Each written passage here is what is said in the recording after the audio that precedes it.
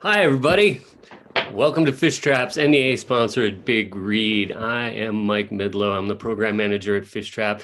And I want to welcome all of you to another event, a weekly event we've been putting on in partnership with the Columbia River Maritime Museum. What is the Big Read? The Big Read is an opportunity we have each year to partner also with the National Endowment for the Arts to just enjoy a great book together as a community. And hopefully you are either in your classroom or with your friends on Zoom, with your family, and enjoying In the Heart of the Sea, the tragedy of the whale ship Essex with us. I also want to thank Community Bank, Arts Center East, the Oregon Arts Commission, and the Book Loft for helping to sponsor the Big Read. And of course, you folks for participating in it. I really appreciate it. So now I'm going to introduce to you Julie Triezenberg, who's been joining us and giving a little insights into whales and the sailor traditions. But first, Julia, I want to ask you, the Columbia River Maritime Museum. Can you tell folks what it's about, what they can find there?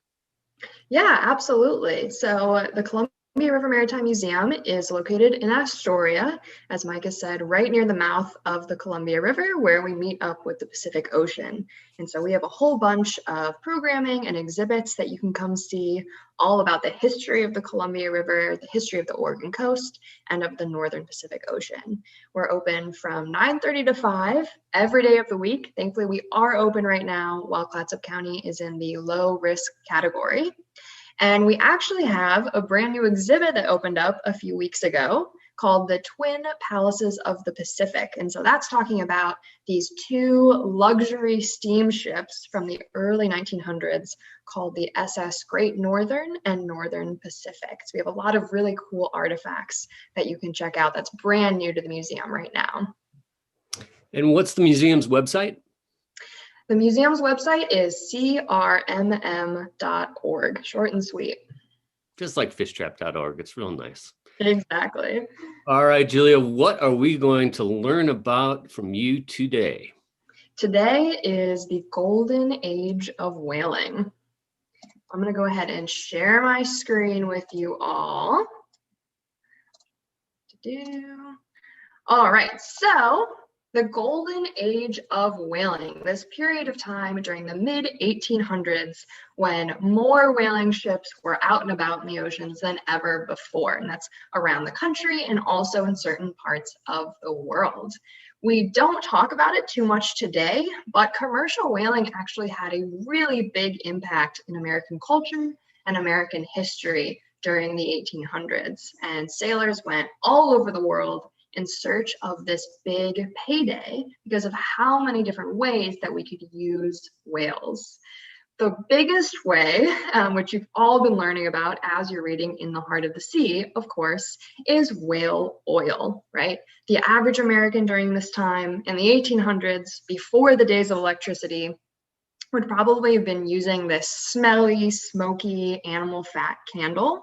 But if you could have whale oil, then you were using the best, brightest light to light up your home before we ever had light bulbs or electricity or any of that kind of stuff.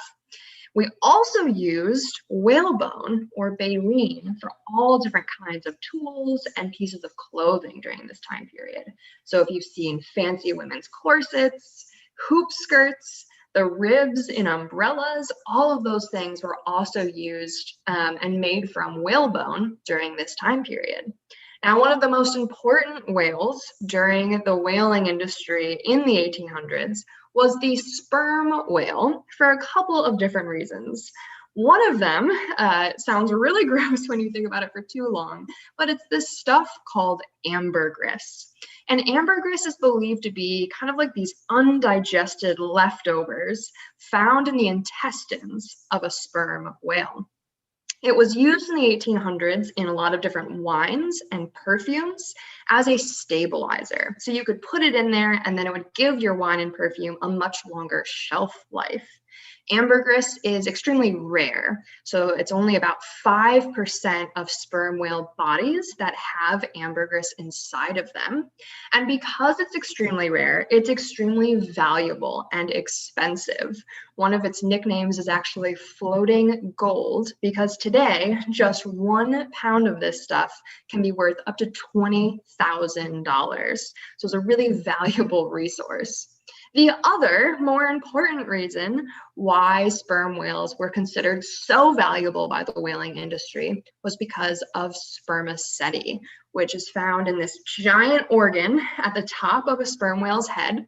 And a lot of scientists believe that it helps the whales process sound that's moving through the water. But for whalers, it was this really amazing, naturally occurring whale oil. That was kind of like the cream of the crop of all of these different whale oils. It burned the best, brightest light. And I know that Benjamin Franklin in particular actually really loved spermaceti candles. Now, as you've been reading, right, you're learning about Nantucket and New Bedford, these places along the East Coast that were considered the heart of the whaling industry during the 1800s. And of course, these ships were starting off in the Atlantic and looking for all those whales through those waters. But as they ran out of whales, they ended up having to sail down the Atlantic, around Cape Horn in South America, and through the Pacific and Arctic Oceans. They really didn't want to go back to their home ports until their ships were completely full of oil. And this could take anywhere from 2 to 5 years. So you can imagine spending your life out at sea for 2 to 5 years at a time before you could go back home to see your friends and family. Thankfully, there were a lot of stops that they can make along the way to different islands that are all throughout the Pacific. And Hawaii is a really good example of this, right? During the 1800s, it was known primarily as the Sandwich Islands.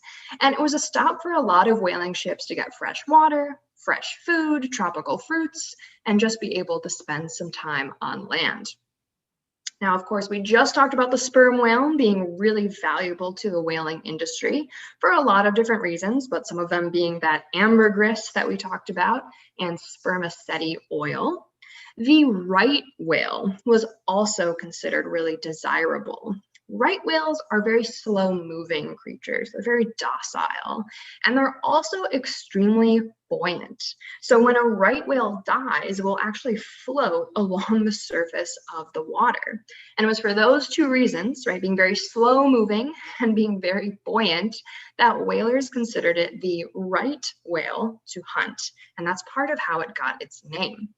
Amongst others, we also had the bowhead, humpback, gray, and blue whales that were commonly hunted all across the world during the golden age of whaling.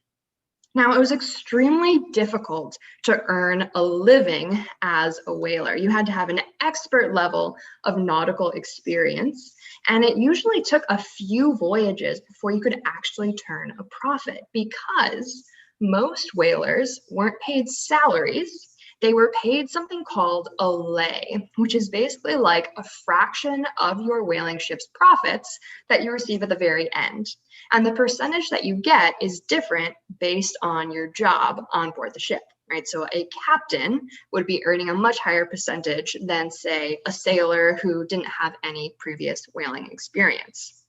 My example on this for you to think about in terms of how much money that really meant you were making is, say you have $1,000, right? The captain of your ship might earn 1/16 of that $1,000, which is going to get him a little over 60 bucks.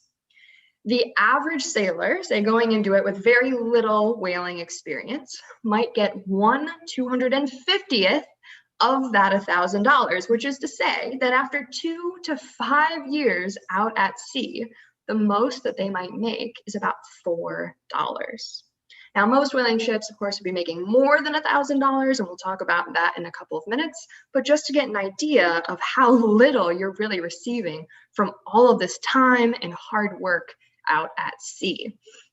And part of the reason why they did this was so that whaling companies could kind of protect their own interests, right? If a whaling trip was unsuccessful, they didn't have to pay everyone the same salary. It would just be that everyone on board the ship didn't make anything at all. Now, on most ships, you would have the crew divided into two different watches. There would be the port watch and the starboard watch. But on a whaling ship specifically, if the lookout called out those famous words, "There she blows," and the crew knew that there was a whale around, it was all hands on deck, right? Everyone stopped what they were doing and they would go chase this whale. So they would lower themselves down into their whale boats away from the mothership. And you can see, right, there's about 5 or 6 men in each of these boats with the harpooner at the very front. And the harpooner was one of the most highly paid members of the crew, really just below the captain because of how important his job was to the ship's mission. Once they had harpooned the whale, they would expect it to dive, right, to try to get away from these whale boats. And so they had to give a little bit of leeway with how much rope or chain they had attached to their harpoon so that the whale boat didn't get dragged under too. And they would basically go on this kind of wild goose chase that the whalers called a Nantucket sleigh ride, where the whale is dragging that whaleboat along through the water, sometimes miles away from the mothership, before they're eventually able to tire out the whale and bring it back to the ship, right? Once they've successfully hunted this animal, they'll tow it back with their whaleboat, again, sometimes miles away from their main ship, and then they'll bring it alongside the ship for a process called flensing, right? Which we talked about yesterday a little bit with whaling in Oregon, flensing being this kind of skinning of the whale or removing all of the layers of blubber from the whale. And you can see in this image, right, there's a bunch of different kind of pulleys and hooks that they're using. It's surprisingly easy in a lot of cases to lift up all of these layers. And it's a really gross analogy, but I usually say that it's kind of like peeling an apple, right? As you're lifting up all these strips of blubber and the whale is kind of moving around and around in the water. They would use a lot of different tools for this process. We looked at a few artifacts from our collection here at the museum yesterday. This is an example of a cutting spade, which would have been used to cut through some of those dense layers of blubber at the very top of the whale. And we call those blanket pieces. So in just a second, I'm going to show you a video of what that flensing process looked like. If you're a little squeamish, maybe look away for about 30 seconds, but otherwise this will give you a really good idea of what that process was like as they were stripping off the blanket pieces.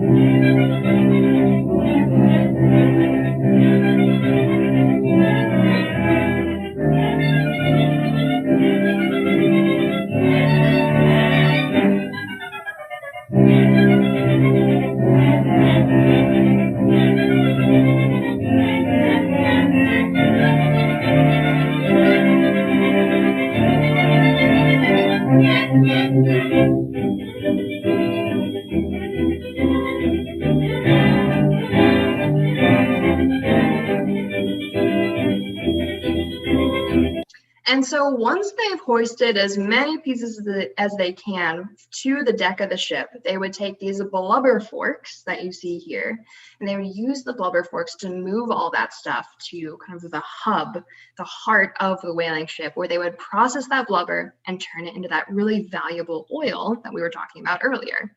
And the heart of that ship, where they would do all this processing, was called the try-works, which is basically this built-in stove on board the ship that helps them transform that blubber into the whale oil.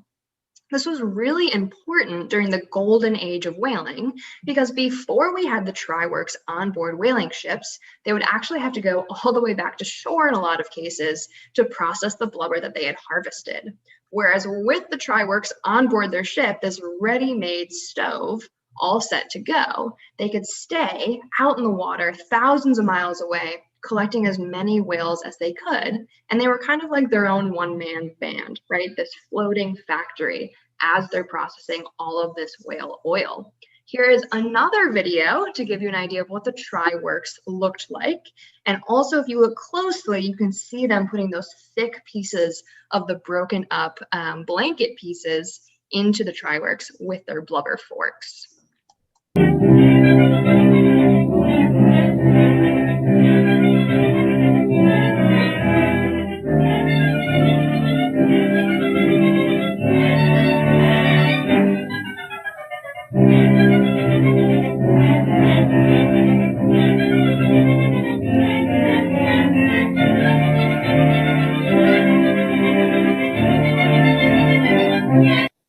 And they say that you could smell a whaling ship before you saw it because of the try-works constantly burning through.